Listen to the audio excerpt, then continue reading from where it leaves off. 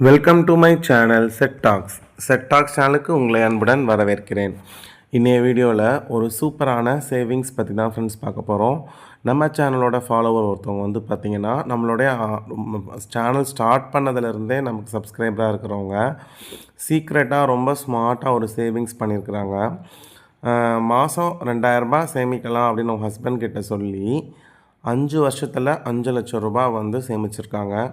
எப்படிடா ஒரு ஒரு மாதத்துக்கு 2000 அப்படின்னா கூட எவ்வளோ சேர்க்க முடியும்? மிஞ்சி மிஞ்சி போனால் 1,20,000 தான் 5 வருஷத்தில் சேர்க்க முடியும். எப்படி 5 லட்ச ரூபா சேமித்தாங்க? அதுக்கு பின்னாடி இருந்து என்ன ட்ரிக் பண்ணி ஃபாலோ பண்ணாங்க அப்படிங்கிறது தான் ஃப்ரெண்ட்ஸ் இந்த வீடியோவில் பார்க்க போகிறோம். அவங்க ஃபாலோ பண்ண மெயினான ட்ரிப்பு வந்து பார்த்திங்கன்னா சேவிங் டிப்ஸ்னு பார்த்திங்கன்னா மணி மேனேஜ்மெண்ட் ஸ்கில் தான். ஸோ எப்படி வந்து 5 வருஷத்தில் 5 லட்ச ரூபா ரொம்ப ஸ்மார்ட்டாக சீக்ரெட்டாக சேமித்தாங்க அப்படிங்கிறத பார்க்கலாம். வீடியோக்கு போகிறதுக்கு முன்னாடி மறக்காமல் நம்ம சேனலை சப்ஸ்கிரைப் பண்ணாமல் இருந்தீங்கன்னா சப்ஸ்கிரைப் பண்ணிடுங்க. ஃபஸ்ட்டு வந்து பார்த்திங்கன்னா அவங்க வீட்டில் இருந்தே வந்து தையல் தொழில் பண்ணுறாங்க. அவங்க ஹவுஸ் ஒய்ஃப் தான், ஹஸ்பண்ட் வேலைக்கு போயிடுவாங்க. வீட்டில் இருந்து பார்த்திங்கன்னா தையல் வீட்டில் இருந்து கேட்குறவங்களுக்கு தைச்சி கொடுத்து ஒரு சின்ன லெவலில் பண்ணுறாங்க.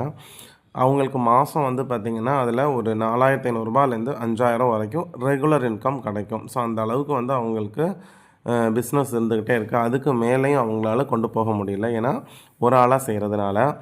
அந்த மாதம் ஒரு 4,500 to 5,000 வருமானம் வருது இல்லையா, அந்த வருமானத்துலேருந்து ஒரு 3,000 அப்படியே தனியாக எடுத்து சேமிப்பாக வச்சிட்றாங்க. இது வந்து பார்த்திங்கன்னா லாஸ்ட்டு 5 இயர்ஸாக 5 இயர்ஸ்க்கு முன்னாடியிலேருந்தே இதை பண்ணிகிட்ருக்காங்க. பட் நம்ம சேனல் பார்த்ததுக்கப்புறம் இந்த ஒரு சேவிங் ஸ்கீம்ஸில் போடலாம் அப்படிங்கிறதுக்காக மாதம் 3,000 அவங்க தையல் தொழிலில் வரக்கூடிய வருமானத்திலேருந்து ஒரு 3,000 தனியாக எடுத்து வச்சுருவாங்களாம்.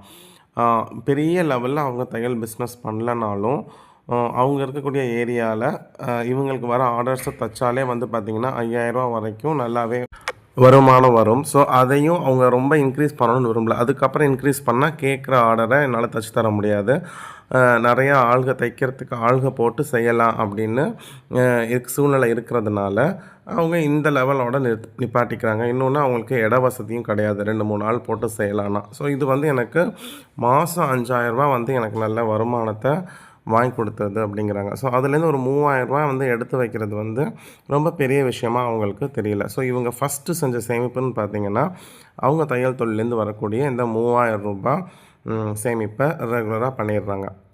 ஓகேவா? நெக்ஸ்ட்டு வந்து பார்த்திங்கன்னா அவங்க ஹஸ்பண்ட் வந்து வேலைக்கு போகிறாரு இல்லையா, அவங்க ஹஸ்பண்ட் வந்து ஒவ்வொரு மாதம் சம்பளத்தப்பையும் இந்த செலவுக்குன்னு வச்சுக்கன்னு சொல்லி ஒரு 2,000 கையில் கொடுப்பாராம். அதாவது இவங்களோட தனிப்பட்ட செலவுக்கு, அதாவது வீட்டு செலவுக்கு பணம் தரது இல்லாமல் செலவுக்குன்னு சொல்லி ஒரு 2,000 கையில் கொடுத்துட்றாரு.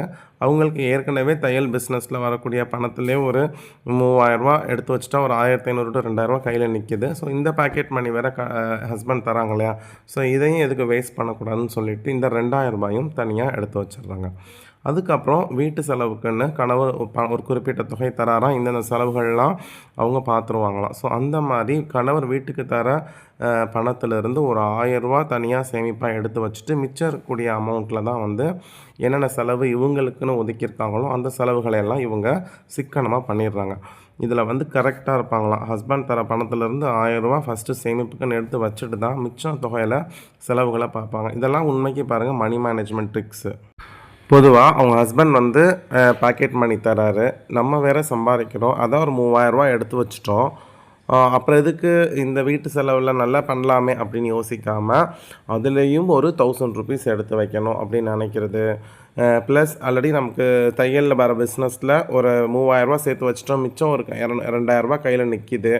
அப்போ ஹஸ்பண்ட் தர பணத்தை செலவு பண்ணலாமே அப்படின்னு யோசிக்காமல் அதையும் நம்ம ஏதாவது சேமிக்கலாம் அப்படின்னு நினைக்கிறது. ஸோ இந்த மாதிரி நம்ம மைண்ட் செட் வளர்த்துக்கிட்டால் தான் நம்மளால் ஒரு அதிகமான தொகை வந்து சேர்க்க முடியும். ஏன்னா வருமானம் கம்மியாக இருக்குது, இல்லை ரொம்ப மீடியம் லெவலில் இருக்குது அப்படின்னா நம்ம வந்து செலவு போக சேமிப்பை அதிகப்படுத்தினா தான் நமக்கு ஒரு இனிஷியல் ஸ்டேஜில் ஒரு பல்க் அமௌண்ட் வந்து கிடைக்கும். ஸோ அந்த மாதிரி பல்க் அமௌண்ட் வரும்பொழுது தான் அதை வச்சு அவங்க பிஸ்னஸை வந்து டெவலப் பண்ணலாம். இல்லை ஏற்கனவே இருக்கிற சேமிப்பை வந்து பெருக்க முடியும். ஸோ நம்ம சின்ன லெவலில் இருக்கும் பொழுது சேமிப்பு சின்ன லெவலில் இருக்கும் பொழுது ஓவர் நைட்லலாம் நம்மளால் என்ன செய்ய முடியாது, அதிகமான தொகை சேமிக்க முடியாது. ஸோ நம்மளுடைய தேவையில்லாத செலவுகளை குறைக்கணும், தேவையுள்ள செலவுகளை பண்ணலாம். ஸோ அதுதான் வந்து சின்ன ஒரு ஃபார்முலான்னு பார்த்திங்கன்னா, தேவையுள்ள செலவுகளை பண்ணணும், தேவையில்லாத செலவுகளை பண்ணாமல் அதான் சேமிப்பாக நம்ம மாற்றும் பொழுது தான் நமக்கு ஒரு ஹை இன்வெஸ்ட்மெண்ட்டே கையில் வந்து கிடைக்கும்.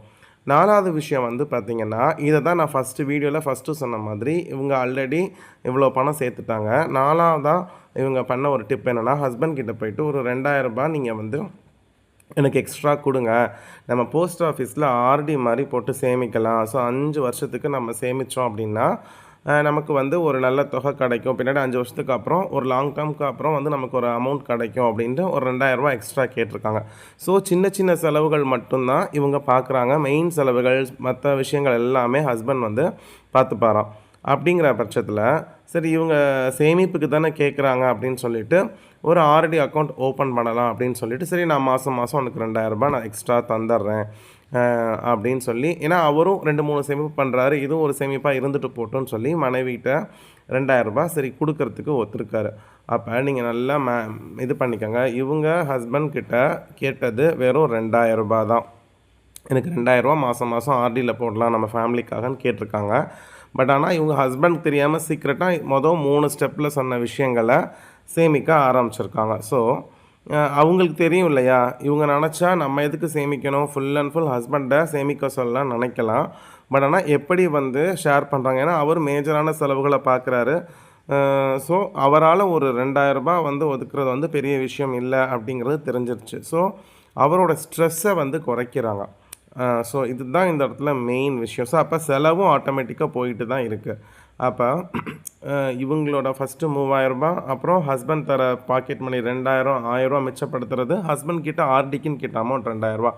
ஸோ மொத்தமாக வந்து பார்த்திங்கன்னா ரூ. 8000 ஒரு மாதத்தில் சேமிப்புக்கு எடுத்து அவங்களுக்கு கிடச்சிருது. ஸோ இதை என்ன பண்ணியிருக்கிறாங்க, ஜனவரி 2020 சேர்க்க ஆரம்பிச்சிருக்காங்க. ஜனவரி 2020 ஜனவரி 2025 வரைக்கும் வந்து பார்த்திங்கன்னா இந்த ஆர்டி திட்டத்தில் இவங்க அதை அழகாக இன்வெஸ்ட் பண்ணியிருக்கிறாங்க. இவங்க வந்து பார்த்திங்கன்னா நம்மளோட சேனலை மே 2020 தான் வந்து ஆக்சுவலாக நம்ம சேனலை ஆரம்பித்தோம். ஸோ மே 2020 நம்ம சேனலை அழகாக பார்த்துருக்குறாங்க. ஸோ ஆல்ரெடி அவங்களுக்கு வந்து சேமிப்புங்கிறது பிடிச்சிருக்கு. அதனால தான் அந்த ஒரு சேவிங்ஸை இவங்க ஸ்டார்ட் பண்ணியிருக்கிறாங்க. நம்ம சேனல் பார்த்ததுக்கப்புறம் அவங்களுக்கு நிறைய டிப்ஸ் கிடச்சி இன்னும் அதிகமாக அந்த 8000 இல்லாமல் நான் சேமிக்க ஆரம்பித்தேன், என்னோடய செலவுகளை கண்ட்ரோல் பண்ண ஆரம்பித்தேன் அப்படின்னு சொல்லி அந்த லெட்டரில் எழுதியிருந்தாங்க. அப்போ பாருங்கள், மந்த்லி இன்வெஸ்ட்மெண்ட் வந்து பார்த்திங்கன்னா அவங்க ரூ. 8000 ஆர்டிக்கு கட்ட ஆரம்பிக்கிறாங்க 5 வருஷத்தில். ஸோ 5 வருஷத்தோட முடிவில் 2025 ஜனவரியில் அவங்களோட ஆர்டி வந்து க்ளோஸ் ஆகுது. ஏன்னா அந்தளவுக்கு மெச்சூரிட்டி 5 வருஷம் முடிஞ்சிருச்சு. அவங்களுக்கு கிடைச்ச தொகைன்னு பார்த்திங்கன்னா வட்டியோட ரூ. 5,38,625. ஸோ ரூ. 2000 மாதம் சேமிக்கலான்னு சொல்லி ஹஸ்பண்ட் தெரியாமல் தன்னுடைய சேமிப்புலேருந்து ஒரு ரூ. 6000 சேர்த்து எக்ஸ்ட்ரா போட்டு ரூ. 5,38,000 சேமித்து அவங்க ஹஸ்பண்டுக்கு பிக் சர்ப்ரைஸாக கொடுத்தேன் அப்படின்னு சொல்லி நமக்கு லெட்டர் போட்டிருந்தாங்க. மே 2020 அப்புறம் நம்ம சேனலை பார்க்க ஆரம்பித்ததுக்கப்புறம் இன்னும் அவங்களுக்கு நிறையா டிப்ஸ் அண்ட் ட்ரிக்ஸ் தெரிஞ்சு இந்த ரூ. 8000 இல்லாமல் லாஸ்ட் 5 வருஷத்தில் நிறையா சேமிச்சிருக்காங்க. அதை பற்றின தனி வீடியோ மெயில் அவங்களுக்கு அனுப்பி அந்த தனி வீடியோவாக போடுங்கன்னு சொல்லியிருக்கிறாங்க. கண்டிப்பாக அவங்க மெயில் அனுப்புனாங்கன்னா நான் சக்ஸஸ் ஸ்டோரியாக அவங்களுக்கு போடுறேன். ஸோ இந்த வீடியோ உண்மைக்கு சூப்பராக இருக்குது, எல்லாருக்குமே ஒரு உத்வேகத்தை தருது. ஸோ எனக்குமே இது வந்து ஒரு புது நம்பிக்கையை கொடுத்துருக்கு. ஸோ இந்த மாதிரி வீடியோஸ் உங்களுக்கு வேணும்னா மறக்காமல் நம்ம சேனலை தொடர்ந்து ஃபாலோ பண்ணுங்கள், கமெண்ட் பண்ணுங்கள், ஷேர் பண்ணுங்கள் ஃப்ரெண்ட்ஸ். அடுத்த வீடியோவில் எங்கள் எல்லாரையும் பார்க்குறேன். Bye friends.